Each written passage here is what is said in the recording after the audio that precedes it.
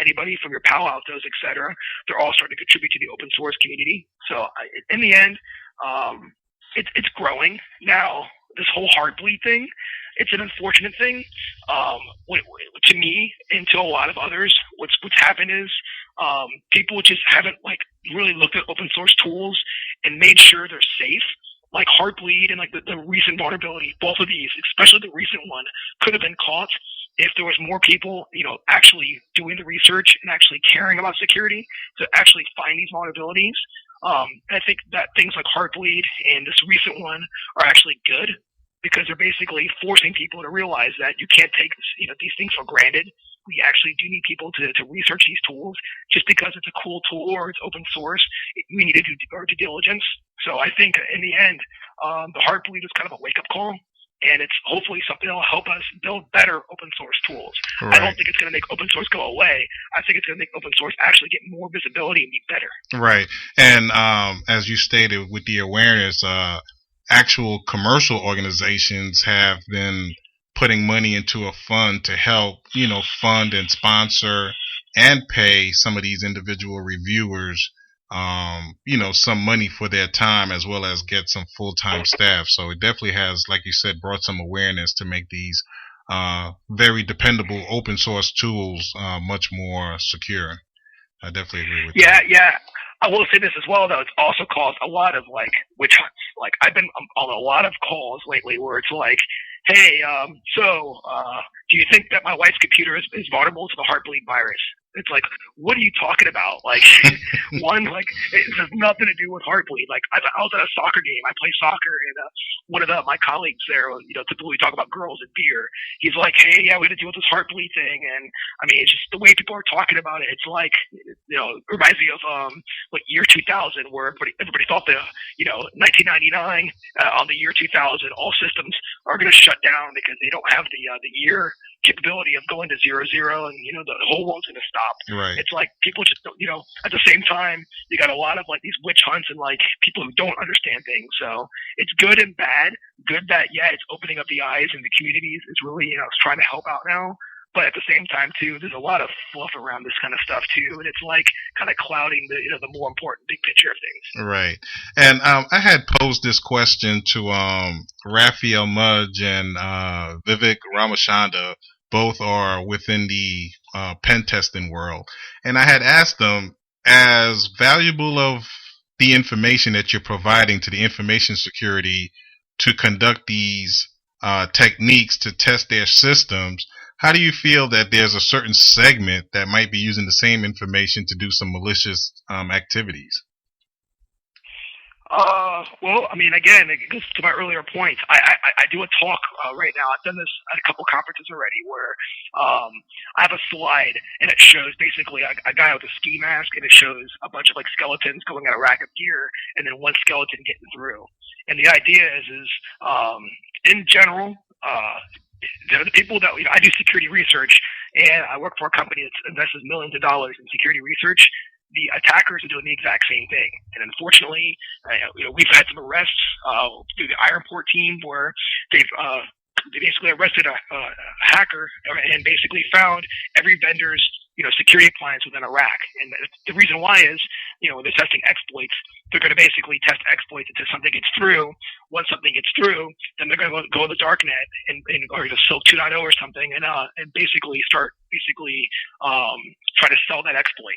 And in the end, with open source or even closed source, even other vendors' products, the bad guys can buy it and the bad guys can use it just like the good guys.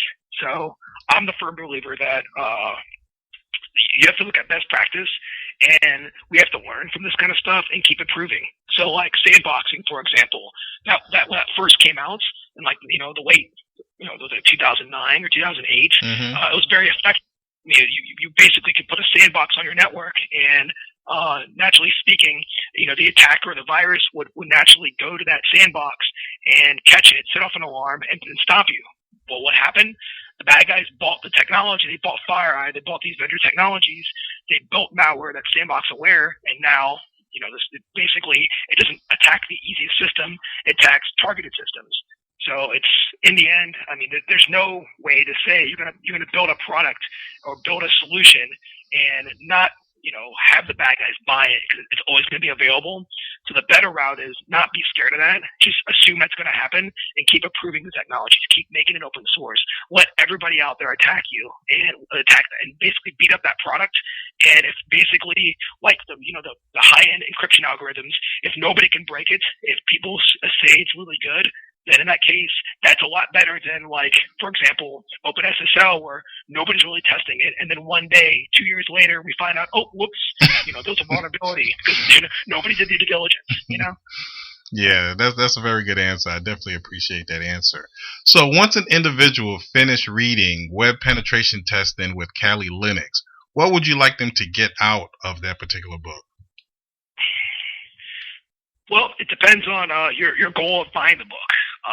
Some people, they buy it because they are really interested in penetration testing, and Kali Linux, they've heard of this, they've done Google, and they find that which it is, the most popular open source penetration tool set out there, and they want a book that they can basically get hands on with. My book, that's a great source for that. People who want to actually use this book for beyond just like getting hands on, but actually do a project. So, again, I want to assess myself, or I have a company and I want to start offering this service. I feel like this book is a good handbook because of the reporting sections and the ease of getting to a section and executing something and moving on and not having to actually read an entire chapter. Or in the examples, they're not like very, very like direct. They're kind of open-ended, so you can tune them to your scenario, meaning that like it's not like only this particular system and this particular environment doing these particular steps will get you into the system. It's here's a generic scenario that you can, for example, cloning Facebook, but you can clone anything out there. And here's how to do a social engineering attack. So, those individuals, we hope they get value out of actually using it and producing the right reports or producing the right services. And then last, if somebody's already kind of experienced, but they're interested in kind of learning about the other tools, we hope that this is a good platform for that. So maybe you've exploited hosts before, but you're interested in actually attacking servers. Hopefully the section on the server side, etc., is an easy read for you to immediately, go right into it, read it, and to be able to actually exploit the systems. Great, thank you. And as we come to the conclusion of the interview, if you can share with us, do you have any upcoming speaking engagements? And if someone were to want to contact you, what would be the best way for them to do so? Contact me is the best way is my blog. So again, thesecurityblogger.com. I got my email addresses on there, or you can post on there. I also work for Cisco, so my Cisco alias is there. So those are the best ways of getting a hold of me. Projects in the works and speaking engagements. Amir and I are actually working on some research right now around hacking from cafeterias. We find that there's some interesting scenarios around doing that. So like literally we're going to customer meetings, but we're showing up 2 hours beforehand and then actually owning the customer, if we have permission, of course, and then afterwards talking to them about what we found. So hopefully we can take that research and bring it to some talks, but we're not finished just yet.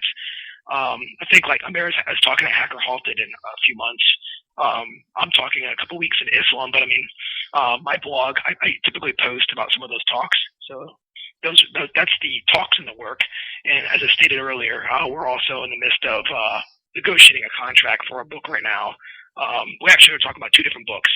One may be a technical book. The other one may be more of a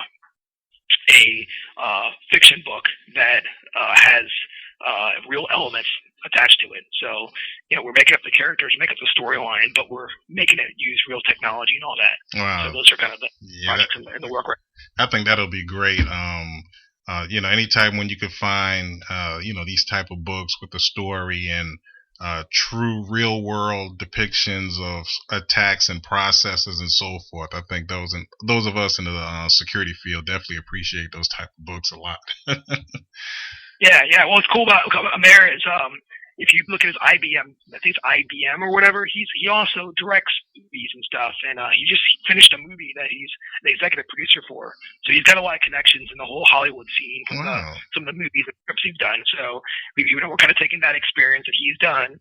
I DJ at nightclubs and I play soccer, so we're trying to take some of this like real world experience and kind of have fun with that, with the characters mixed with the technology that we both have as well. So if we do actually contract this book, we hope to put some of our, our personal, real element life type stuff into this book, rather than just a dry, like, fictional read. Like, actually make this have character development and everything as well. But, check out him. There's, I think it's like IBM or IMB. It's where directors post their movies. Yeah, I think it's like IMBD or something like that. Yeah. Yeah, yeah. If you look at his name, you'll find there's a 2009 movie that he picked up as the executive producer. He just put the trailer up there.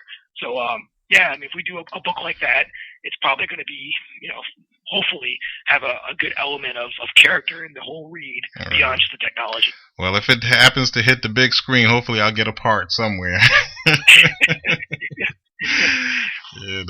So for our last question of the day, and we ask all our guests this particular question, is that what do you perceive as the biggest security threat to organizations?